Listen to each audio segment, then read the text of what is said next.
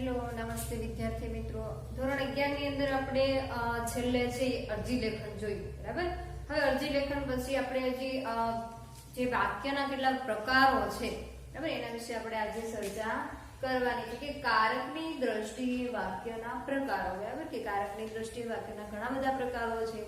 ઉદ્ગાર વાક્ય, પ્રેરક વાક્ય, ભાવી વાક્ય, કર્મણી વાક્ય, કર્તરી વાક્ય, બરાબર. આજે ઘણા બધા એ સંયુક્ત સંકુલ ઘણા બધા વાક્યો જે છે, બરાબર, જેનું મહત્વ છે કે આપણે ઘણીવાર એવું પણ બને કે વાક્યના પ્રકારોની અંદર કોઈ વાક્ય આપેલું છે, બરાબર, તો આપણે ખ્યાલ નથી આવતો કે આ વાક્ય છે એ કર્તરી છે, કર્મણી છે, ભાવે છે, પ્રેરક છે, ઉદ્ગાર છે, આજ્ઞા છે, વિધેયક છે, સંકુલ કે સાધન, બરાબર. આવા ઘણા બધા વાક્યના પ્રકારો જે છે એમાં ઘણી બધી જે પણ કઈ મૂંઝવણો છે થતી હોય, બરાબર. એટલે આપણે ખ્યાલ છે કે પાયાની દ્રષ્ટિએ જો જોવામાં આવે તો વ્યાકરણ છે એક ખૂબ મહત્વનો પાયો છે, બરાબર. એટલે વ્યાકરણની દ્રષ્ટિએ દરેક વિદ્યાર્થી છે એ ખૂબ સજાગ રહે, કારણ કે અગાઉ પણ વિભક્તિના પ્રકારો જોયા, બરાબર, ત્યારબાદ અરજી લેખન પણ જોયું, અને અરજી લેખન બાદ હાલ આપણે છે વાક્યના પ્રકારો જોવાના છે, બરાબર. એટલે દરેક વિદ્યાર્થીઓ છે એ નોટ કરતું એવું કે પોતે છે વ્યાકરણ વિભાગની અંદર કયા કયા મુદ્દાઓ છે એ ભણેલા છે, બરાબર. એટલે હાલ આપણે છે વાક્યના પ્રકારોની ચર્ચા કરશું. એની અંદર ત્રણ જે વાક્યના મુખ્ય પ્રકારો છે, બરાબર, કે કર્તરી વાક્ય, કર્મણી વાક્ય અને ભાવી વાક્ય. આ ત્રણ વાક્યોની અંદર જે મુખ્ય જોવામાં આવે કે માનો કે તમે કર્તરી વાક્ય છે, તમને કોઈ વાક્ય આપેલું છે અને તમે વાક્ય છે એ કર્તરી છે, કર્મણી છે, ભાવે છે, ઉદ્ગાર છે, આજ્ઞાર્થ છે, એ તમે ઓળખી શકતા નથી, બરાબર. તો તમને સામાન્ય રીતે ખ્યાલ હોવો જોઈએ કે કર્તરી વાક્ય છે કોને કહેવાય, બરાબર. મેં તમને કર્તરી વાક્યની વ્યાખ્યા પણ લખેલી છે.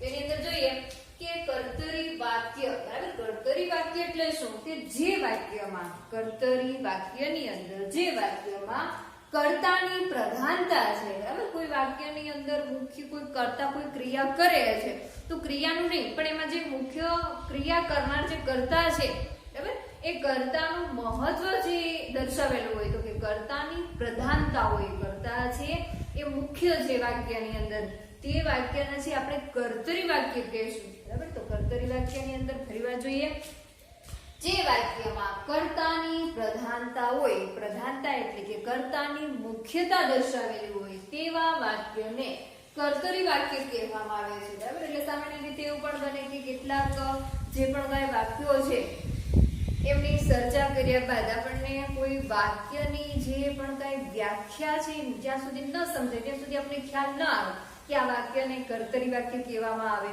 કર્મણી વાક્ય કહેવામાં આવે કે પછી ભાવે વાક્ય, બરાબર. એટલે બને ત્યાં સુધી આપણે મુખ્ય છે વ્યાખ્યાને ધ્યાનમાં લેવાની છે, જેથી કરીને આપણને પણ ખ્યાલ આવે કે આ વાક્ય છે એ કર્તરી છે, કર્મણી છે, ભાવે છે, આજ્ઞાર્થ છે કે ઉદ્ગાર છે, બરાબર. હવે આપણે ભાવી વાક્યની જ વાત કરીએ તો ભાવી વાક્યની અંદર મિત્રો એની અંદર શું આપેલું હોય, તો કે ભાવી વાક્યની અંદર ભાવ દર્શાવેલો હોય, કર્મણી વાક્યની અંદર કર્તા પ્રધાનતા નો ધરાવતું હોય તો એની અંદર છે એ કર્મ મુખ્ય હોય, બરાબર. એટલે દરેક વાક્યની વ્યાખ્યા જે છે એટલે કે દરેક વાક્ય રચનાની વ્યાખ્યાની અંદર એના લાક્ષણિકતા છે અલગ અલગ હોય છે, બરાબર. એટલે જો સામાન્ય રીતે આપણને જેની વ્યાખ્યા જ ખ્યાલ આવે, બરાબર, એની વ્યાખ્યા જો આપણે જાણતા હોય તો કર્તરી વાક્ય, કર્મણી વાક્ય કે ભાવે વાક્ય, વાક્યના પ્રકારોની અંદર કોઈ પણ વાક્ય તમને પૂછાયેલું હોય, બરાબર. એટલે આ ધોરણ 10 ની અંદર પણ પૂછાય છે, એટલે હવે 11મા ની અંદર પણ આ તમારે આવવાનું છે, બરાબર. એટલે આપણો પાયો જ છે, એટલે આપણે આનાથી ભાગવાનું છે નહીં. એટલે દરેક વિદ્યાર્થીઓ ખ્યાલ રાખે કે કર્તરી વાક્ય છે એ ખ્યાલ ન હોય તો એની વ્યાખ્યા એકવાર વાંચી લેવી કે કર્તરી વાક્યની અંદર મુખ્ય શું છે, બરાબર. એની અંદર શું આપેલું છે તો કે કર્તાની પ્રધાનતા આપેલી છે. કર્તા એટલે કોણ, તો કે ક્રિયા, કોઈ પણ વાક્યની અંદર ક્રિયા કરનાર છે એની મુખ્યતા દર્શાવેલી હોય છે, બરાબર. આપણે જોઈએ ફરીવાર તો કે જે વાક્યમાં કર્તાની પ્રધાનતા, પ્રધાનતા એટલે કે મુખ્યતા દર્શાવેલી હોય તેવા વાક્યોને કર્તરી વાક્ય કહેવાય છે, બરાબર. જે વાક્યની અંદર કર્તાની પ્રધાનતા એટલે કે મુખ્યતા દર્શાવેલી છે તે વાક્યને કર્તરી વાક્ય કહેવાય છે, બરાબર. તો અમને કોઈ વાક્ય આપેલું છે અને એની અંદર કોઈ વ્યક્તિ ક્રિયા કરે છે તો એની અંદર કોઈ કર્તા હશે, બરાબર. કર્તા વગર ક્યારે કોઈ ક્રિયા થશે નહીં, બરાબર. તો એની અંદર જે કર્તા છે એની પ્રધાનતા આપેલી હોય, એની મુખ્યતા દર્શાવેલી હોય, બરાબર. પછી આપણે આગળ જોઈએ કે કર્તરી વાક્યમાં કર્તાની સક્રિયતા હોય છે. શું કીધું છે? કર્તરી વાક્યમાં કર્તાની સક્રિયતા હોય છે. કર્તા કોઈ ક્રિયા કરે છે એની સક્રિયતા, એનો ભાગ છે મુખ્ય હોય છે. શું હોય છે? તો કે મુખ્યતા દર્શાવેલી, એની પ્રધાનતા હોય છે, એની સક્રિયતા દર્શાવેલી હોય છે, અને ક્રિયાપદ કર્તાને અનુસરતું હોય છે. જો ક્રિયાપદ આપેલું હોય છે, બરાબર, એ ક્રિયાપદ કોને અનુસરે છે? તો કે કર્તાને અનુસરે છે. આપણે ફરીવાર જોશું ત્યારે ઘણીવાર એવું બને કે કર્તા છે ક્રિયાપદને અનુસરતું હોય, બરાબર. તો અહીંયા છે એ ક્રિયાપદ કર્તાને અનુસરે છે, એટલે કે કર્તાની સક્રિયતા હોય છે અને ક્રિયાપદ કર્તાને અનુસરે છે. કોને અનુસરે છે? કર્તાને. વાક્યની અંદર કોઈ કર્તા છે એને જ ક્રિયાપદ અનુસરે છે. શા માટે? તો કે એની અંદર કર્તાની પ્રધાનતા મિત્રો દર્શાવેલી છે, બરાબર, કર્તાની સક્રિયતા દર્શાવેલી છે. આપણે એક ઉદાહરણ પણ જોઈ લઈએ. તો ઉદાહરણની અંદર એવું આપેલું છે કે સરકાર આ વર્ષે પગાર વધારશે, બરાબર. અહીંયા ક્રિયાપદ છે, બરાબર. ક્રિયાપદ છે કોને અનુસરે છે? કોને અનુસરે છે? તો કે આ કર્તાને અનુસરે છે, બરાબર. આ કર્તા છે, ક્રિયાપદ આને અનુસરે છે કે સરકાર આ વર્ષે પગાર છે વધારશે. હવે આ પગાર વધારવાનું કાર્ય છે કોણ કરે છે? તો કે સરકાર કરે છે, બરાબર. એટલે આ વાક્યની અંદર મુખ્ય પ્રધાનતા કોની છે? સરકારની, બરાબર. એટલે જે સરકાર આ વર્ષે પગાર વધારશે. કારણ કે આ વાક્યની અંદર તમે કર્તાને કાઢી નાખો અને માનો કે તમે આ વાક્ય વાંચો, બરાબર, તો કર્તરી વાક્ય કહેવાય નહીં. શા માટે? તો એની અંદર કોઈ કર્તા જ દર્શાવેલો નથી. આ વર્ષે પગાર વધારશે, પણ કોણ વધારશે? આપણે ખ્યાલ નથી કે આમાં કર્તા કોણ છે, બરાબર. એટલે આપણે શું જોવાનું છે? તો કે સરકાર આ વર્ષે પગાર વધારશે. આ પગાર વધારવાનું કાર્ય કોણ કરે છે? તો કે સરકાર, બરાબર. આ ક્રિયાપદ છે કોને અનુસરે છે? આ ક્રિયાપદ છે એ આને અનુસરે છે, એટલે કર્તાને અનુસરે છે, બરાબર. એટલે કે એની અંદર કર્તા છે મુખ્ય છે. પગાર વધારવાનું કાર્ય સરકાર કરે છે, બરાબર. આ વર્ષે સરકાર આ વર્ષે પગાર વધારશે. કારણ કે એની અંદર કર્તરી વાક્ય એટલે શું મિત્રો? ફરીવાર કહું છું, કર્તરી વાક્ય એટલે કે જેની અંદર કર્તાની પ્રધાનતા, મુખ્યતા દર્શાવેલી હોય છે, કર્તાની સક્રિયતા દર્શાવેલી હોય છે, ક્રિયાપદ કર્તાને અનુસરે છે, બરાબર. અનુસર કે એને જોઈને જ કર્તા ક્રિયાપદ છે એ ચાલશે, બરાબર. એટલે કે આની અંદર આ સરકાર છે, આ કર્તા જે છે એ મુખ્ય છે, બરાબર. આની અંદર આની પ્રધાનતા છે, સરકારની પ્રધાનતા છે. એટલે હવે તમને સમજાઈ ગયું છે કે કર્તરી વાક્ય છે કોને કહેવાય, બરાબર. કર્તરીની અંદર માનો કે તમને કોઈ વાક્ય આપેલું છે, એની અંદર તમારે જોવાનું છે કે આની અંદર મુખ્ય કાર્ય કોણ કરે છે? તો કે કર્તા ક્રિયા કરે છે અને કર્તાની સક્રિયતા દર્શાવેલી છે, અને ક્રિયાપદ જે આપેલું છે એ ક્રિયાપદ પાછું કર્તાને અનુસરે છે, બરાબર. એટલે કયું વાક્ય છે? તો કે કર્તરી વાક્ય, બરાબર. ફરી વાર જોઈએ. વાક્ય નંબર 2 કર્મણી વાક્ય, બરાબર. એટલે કર્મણી વાક્યની અંદર શું હશે? તો કે જ્યારે વાક્યમાં કર્મ મુખ્ય હોય, કર્મ મુખ્ય હોય ને ક્રિયાપદ કર્મને અનુસરતું હોય. જો મિત્રો અહીંયા શું કીધું? તો કે કર્તા છે એને આ ક્રિયાપદ છે કર્તાને અનુસરે છે. હવે આ ક્રિયાપદ છે કર્મને અનુસરશે, બરાબર. એટલે કે ક્રિયાપદને તો કોને અનુસરવાનું છે? એકબીજા. માનો કે કર્મણી વાક્ય છે તો ક્રિયાપદ પાછું કર્મણીને અનુસરશે, કર્મને અનુસરશે. અને કર્તરી વાક્ય એટલે કે કર્તરી વાક્ય આપેલું હશે, બરાબર. તો કર્તરી વાક્યની અંદર ક્રિયાપદ કર્તાને અનુસરશે, બરાબર. એટલે દરેક વિશે શું હોય તો કે અલગ અલગ આપેલું હોય. કર્મણી વાક્યની અંદર જે વાક્યમાં કર્મ મુખ્ય હશે, બરાબર. હવે ફરીવાર જોઈએ કે એની અંદર કેટલાક પ્રત્યયો પણ આપેલા છે. અને શું કીધું છે? કર્મ. કર્મ એટલે કે જે પણ કઈ કાર્ય ક્રિયા કરે છે, બરાબર, એને એટલે આપણે કહીશું કે કર્મ કરે છે. જ્યારે વાક્યમાં કર્મ મુખ્ય હોય અને ક્રિયાપદ કર્મને અનુસરતું હોય છે. ક્રિયાપદ છે કોને જોઈને ચાલશે? તો કે કર્મને જોઈને. શા માટે? કારણ કે એ વાક્ય છે એ શું છે? તો કે એની અંદર કર્મણીનું મહત્વ આપેલું છે. કર્મણી વાક્યની અંદર જે પણ કઈ કર્મ છે મુખ્ય છે, કર્મની પ્રધાનતા છે, બરાબર. એટલે એની અંદર છે એ કર્મણી વાક્ય મુખ્ય હશે.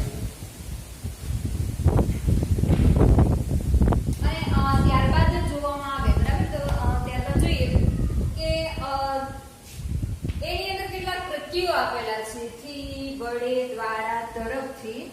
પ્રત્યયો છે એ નામયોગી પ્રત્યયો છે. મિત્રો નામયોગી શા માટે કીધા છે? મેં તમને ઘણી વાર કીધું, અવારનવાર કહું છું કે નામયોગી એટલે કે નામની પાછળ કેટલાક જોડાયેલા પ્રત્યયો હોય છે, બરાબર? નામથી અલગ નથી, એની અંદર નામયોગી પ્રત્યય કીધા, બરાબર?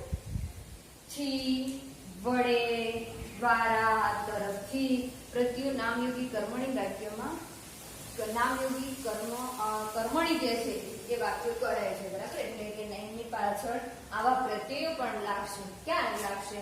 તો કે કર્મણીની પાછળ, કર્મની પાછળ લાગશે, બરાબર? તમારાથી, અહીં શું કીધું છે? તમારાથી અંગ્રેજીનો અર્થ કરાયા ખરા, બરાબર? કરાયું ખરા. એ એટલે હવે છે આપણે જોવાનું છે કે એની અંદર આ મુખ્ય શું છે? આ જે પ્રત્યય આપેલો છે, બરાબર? કર્મણી વાક્યની અંદર શું આપેલું છે? તો કે કર્મણીની અંદર તો એવું કીધું છે કે જ્યારે વાક્યમાં કર્મ મુખ્ય છે. કર્તરીની અંદર શું કીધું છે? કે જ્યારે વાક્યમાં કર્તાની પ્રધાનતા દર્શાવેલી હોય ત્યારે તેને કર્મણી વાક્ય કહેવાય છે. અને કર્તાની સક્રિયતા દર્શાવેલી હોય. શું દર્શાવેલું હોય છે? કર્તાની સક્રિયતા દર્શાવેલી હોય. વળી પાછું ક્રિયાપદ છે કોને અનુસરતું હોય? તો કે કર્તાને અનુસરતું હોય. તો એવી જ રીતે કર્મણી વાક્યની અંદર પણ થશે. કર્મણી વાક્યની અંદર મુખ્ય છે એ કર્મ છે અને એ કર્મ ક્રિયાપદ પાછું કર્મને અનુસરશે. કર્મની પ્રધાનતા દર્શાવેલી છે. અહીંયા આપણે જોયું કર્તાની પ્રધાનતા છે. કર્મની અંદર શું હશે? તો કે કર્મની અંદર, કર્મણી વાક્યની અંદર કર્મની પ્રધાનતા દર્શાવેલી હોય છે, બરાબર? એટલે ફરીવાર થી આપણે જોઈએ એની અંદર નામયોગી પ્રત્યયોથી, વડે, દ્વારા, તરફથી પ્રત્યયો નામયોગી કર્મણી વાક્ય હોય છે, બરાબર? આપણે ઉદાહરણ જોઈએ કે તમારાથી અંગ્રેજીનો અર્થ કરાયા ખરા કે ખરા. જો કરાયો ખરા કે તમારાથી, આ નામયોગી પ્રત્યય નામ સાથે જોડાયેલો છે. આ થી પ્રત્યય લાગેલો છે.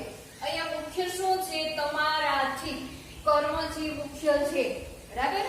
કે તમારાથી અંગ્રેજીનો અર્થ કરાયો ખરા કે, બરાબર? પ્રશ્ન કરે છે. એટલે આ છે નામયોગી પ્રત્યયો છે જેનો ઉપયોગ પણ થાય છે કે કર્મણી વાક્યની અંદર કર્મ મુખ્ય છે અને કર્મને અનુસરીને જ ક્રિયાપદ ચાલશે, બરાબર? એટલે કે ક્રિયાપદ છે એને કોને અનુસરવું પડશે? તો કે કર્મને અનુસરવું પડશે. કર્મને અનુસરશે ત્યારે જે કર્મની અંદર એટલે કર્મણી વાક્યની અંદર પોતે છે, બરાબર? એનું મહત્વ, કર્મનું મહત્વ છે એ સમજાયો હશે, બરાબર? ત્યારબાદ જોઈએ આપણે ભાવિ વાક્ય રચના, કે જે વાક્યમાં કર્મ ન હોય. શું કીધું છે?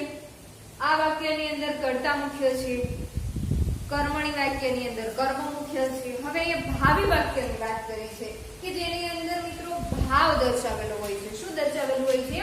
ભાવ દર્શાવેલો હોય છે, બરાબર? તો એની અંદર ભાવનું મહત્વ હોય છે, ન કે કર્મનું કે ન કે કર્તાનું, બરાબર? અહીંયા તમને ચોક્કસ રીતે કહી દીધું છે કે જે વાક્યમાં કર્મ ન હોય અને ક્રિયા ભાવની મુખ્યતા હોય, ક્રિયા ભાવ છે એની મુખ્યતા દર્શાવેલી છે, બરાબર? કર્તરી વાક્યની અંદર કર્તાની પ્રધાનતા છે, કર્મણી વાક્યની અંદર કર્મની પ્રધાનતા છે, બરાબર? એ ક્રિયાપદ છે પાછું કર્મને અનુસરશે, કર્તાને અનુસરશે. તો હવે ભાવિ વાક્યની અંદર શું હશે? તો ભાવિ વાક્યની અંદર આમાં ક્રિયાભાવની મુખ્યતા છે. કોની મુખ્યતા છે? ક્રિયાભાવની, બરાબર? અહીંયા કર્મનું મુખ્યતા છે તો એની અંદર ભાવિ વાક્યની અંદર શું હશે? તો કે ક્રિયાભાવની મુખ્યતા, એની પ્રધાનતા દર્શાવેલી હશે. મુખ્યતા હોય તેમજ કર્તા જે ગુણ હોય છે, કર્તાની મુખ્યતા હોતી નથી. કર્તા કેવો છે? ગુણ છે, બરાબર? કર્તાને ધ્યાનમાં રાખવામાં આવતો નથી. વાક્ય રચનાને ભાવિ વાક્ય રચના કહેવાય છે. કેવી વાક્ય રચનાને? બરાબર? ફરી વાર કહું છું કે જે વાક્યમાં કર્મ ન હોય. શું કીધું છે? કર્મ આમાં છે નહીં, કર્મ ન હોય અને ક્રિયા ભાવની મુખ્યતા હોય છે. આ વાક્યની અંદર કર્તાની પ્રધાનતા છે, કર્તાની મુખ્યતા છે, અહીંયા પાછી કર્મની મુખ્યતા છે. તો હવે અહીંયા પાછું એવું કીધું કે કર્મ ન હોય. ભાવે વાક્યની અંદર કર્મ આપેલું નથી, બરાબર? કે કર્મ ન હોય અને ક્રિયા ભાવની મુખ્યતા દર્શાવેલી છે. આની પ્રધાનતા આમાં દર્શાવેલી વાક્ય રચનાને ભાવિ વાક્ય રચના કહેવામાં આવે છે, બરાબર. એટલે ફરીવાર છે આપણે ઉપર જોઈએ કે આ વાક્યમાં કર્તા કે કર્મનું નહીં પણ ભાવનું મહત્વ હોય છે, બરાબર. એટલે મિત્રો યાદ રાખવાનું કે ભાવિ વાક્ય હશે તો એની અંદર કર્મ તો હશે નહીં, અને કર્તા હશે તો કર્તા છે કોણ છે, કર્તાને ધ્યાનમાં રાખવામાં આવતો નથી. મુખ્ય ધ્યાનમાં કોને રાખવામાં આવે છે, તો કે ક્રિયા ભાવને ધ્યાનમાં રાખવામાં આવે છે. આપણે ઉદાહરણ પણ જોઈ લઈએ. દાખલા તરીકે કીર્તિ દેવથી બોલાઈ જવાયું. આ બોલાઈ જવાયું આ ક્રિયા ભાવની મુખ્યતા છે, બરાબર. કે કીર્તિ દેવ છે એ બોલવાની ક્રિયા કરે છે, બરાબર. આ કીર્તિ દેવ છે એ કરતા છે, બોલવાની ક્રિયા કીર્તિ દેવ કરે છે, પણ કીર્તિ દેવ છે કરતા છે. કાંઈ શું કીધું, કરતા ગુણ છે, કરતાને મુખ્ય ધ્યાનમાં રાખવામાં આવ્યું. તેથી માનો કે તમને કોઈ કર્મણી વાક્ય આપેલું છે, કર્તરી વાક્ય આપેલું છે, અને કર્તરી વાક્ય આપ્યા પછી તમને નીચે એવી સૂચના આપેલી છે કે આ વાક્યને ભાવિ વાક્ય રચનામાં ફેરવો, બરાબર. ભાવિ વાક્ય રચનાની અંદર ફેરવશો તો તમારે મુખ્ય યાદ શું રાખવાનું છે કે કર્તરી વાક્ય છે તો કર્તરી વાક્યની અંદર કર્તા છે મુખ્ય પ્રધાનતા ધરાવતું હોય, બરાબર. અને હવે આપણે આ વાક્યને ભાવિ વાક્ય રચનામાં ફેરવવાનું છે તો શું કરશું, તો કે એની અંદર છે આપણે કર્મ હશે નહીં, બરાબર. તો કે આ વાક્યની અંદર પહેલા તો કર્મ આવશે નહીં, અને પછી આપણે જોશું કે એમાં કર્તા છે એનો ગુણ ગણી દેવાનો છે, એને ગુણમાં રાખવાનું છે, અને ક્રિયા ભાવની મુખ્યતા છે આપણે વાક્યની અંદર દર્શાવી દેવાની છે, બરાબર. એટલે હું સામાન્ય રીતે સમજુ છું ત્યાં સુધી દરેક વિદ્યાર્થી છે ધોરણ 10 ની અંદર આ વાક્યના પ્રકારો છે, કારકની દ્રષ્ટિએ બધા જ વાક્યના પ્રકારો ભણીને આવેલા છે, બરાબર. એટલે હું સમજુ છું ત્યાં સુધી દરેક વિદ્યાર્થીને ખ્યાલ આવતો હોય કે કર્મણી વાક્ય, ભાવે વાક્ય, પ્રેરક વાક્ય, ઉદ્ગાર આપનાર ક્રિય, આ બધા વાક્ય છે કેવી રીતે એને બનાવવા, બરાબર. એટલે કર્તરી વાક્ય આપેલું હોય તો એને ભાવેમાં ફેરવાનું કે તો આપણે એક જ ધ્યાનમાં રાખવાનું શું, તો કે એમાં કર્મ છે નહીં અને કર્તા છે, અને ગુણ ગણવાનું છે, અને ક્રિયા ભાવની મુખ્યતા દર્શાવી દેવાની છે. એટલે વાક્ય કેવું બની જાય, આખું ભાવે વાક્ય બને છે, બરાબર. એટલે ફરીવાર જોઈએ કે જે વાક્યમાં કર્મ ન હોય, ફરીવાર કહું છું આમાં કર્મ છે નહીં, અને ક્રિયા ભાવની મુખ્યતા દર્શાવેલી છે. જેવી રીતે કર્મણી વાક્યની અંદર કર્મ મુખ્ય છે, કર્તરી વાક્યની અંદર કર્તા મુખ્ય છે, કર્તાની પ્રધાનતા દર્શાવેલી છે, એવી જ રીતે ભાવિ વાક્ય રચનાની અંદર ક્રિયા ભાવની મુખ્યતા દર્શાવેલી હોય અને તેમજ કર્તા જે ગુણ હોય છે તેવી વાક્ય રચનાને ભાવિ વાક્ય રચના કહેવામાં આવે છે, બરાબર. ઘણી વાર છે આપણે જોયું કે આ વાક્ય કર્મ નહીં પણ ભાવ કર્મનું નહીં, બરાબર. કર્તા કે કર્મનું નહીં પણ ભાવનું મહત્વ મિત્રો દર્શાવેલું હશે કે કીર્તિ દેવથી બોલાઈ જવાયું, બરાબર. આ છે એ ક્રિયા ભાવની મુખ્યતા છે, આ ક્રિયા ભાવ છે, શું છે કે ક્રિયા ભાવ છે એની મુખ્યતા દર્શાવેલી છે. આ કીર્તિ દેવ છે એ કર્તા છે, પણ કર્તાને આપણે મિત્રો કેવો ગણવાનું છે, કર્તાને ગુણ ગણવાનું છે, કર્તા છે મુખ્ય ધરાવતો નથી, બરાબર. એટલે વાક્ય કેવું છે તો આમાં ભાવ આપેલો છે કે કીર્તિ દેવથી બોલાઈ જવાયું, બરાબર. એની અંદર આપણે જોયું કે કીર્તિ દેવથી બોલાઈ જવાયું, આમાં ક્રિયા ભાવનું મહત્વ આપેલું છે, આની અંદર કર્તાની પ્રધાનતા દર્શાવેલી છે, બરાબર. અને કર્તા છે આમાં સક્રિયતા દર્શાવે છે, અને ક્રિયા પછી પાછું કર્તાને અનુસરશે. એટલે ફરીવાર આપણે એકવાર જોઈ લઈએ કે કર્તરી વાક્ય એટલે શું, તો મિત્રો કર્તરી વાક્ય એટલે કે જેની અંદર કર્તાની પ્રધાનતા છે અને ક્રિયાપદ કર્તાને અનુસરતું હશે, કર્તાની સક્રિયતા દર્શાવેલી હશે તેવી વાક્ય રચનાને કર્તરી વાક્ય રચના કહેવામાં આવે છે. ત્યારબાદ જોઈએ કર્મણી વાક્ય. તો કર્મણી વાક્યની અંદર પણ શું કીધું છે, તો કે જેમની અંદર જ્યારે વાક્યમાં કર્મ જે મુખ્ય છે, કર્મ જેની પ્રધાનતા દર્શાવેલી હશે, બરાબર.